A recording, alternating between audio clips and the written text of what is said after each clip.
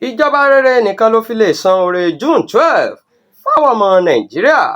Òjúdò ránṣẹ́ sí Tinubu. Olùdámọ̀ràn pàtàkì fún ààrẹ ilẹ̀ yìí tẹ́lẹ̀ Muhammadu Buhari lórí ọ̀rọ̀ òṣèlú, Sẹ́nitọ̀ Babafẹ́mi Òjúdò ti sọ fún ààrẹ Bọ́lá Tinubu pé kì í ṣe fífi àmì ẹ̀yẹ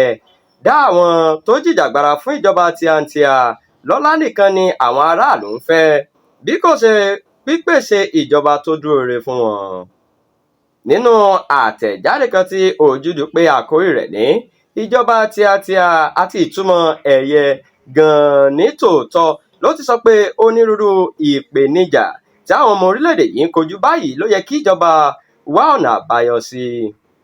Ó ní ebi ò pàgbà fọ́mẹ́kẹ́ tó ń bá àwọn ọmọ orílẹ̀-èdè yìí fínra, àìsí ètò ààbò fún ẹ̀mí àti dúkìá pẹ̀lú bí owó nǹkan amáyédẹrùn ṣe ń gbẹnu sókè lójoojúmọ́ ti mú kí àfojúsùn ìjọba tiwantiwa di àkúrẹ̀tẹ̀ lórílẹ̀-èdè yìí. Ó ní ohun tí àwọn ọmọ Nàìjíríà tí wọ́n jà fún ìjọba tiwantiwa fẹ́ ni kí ètò ìdìbò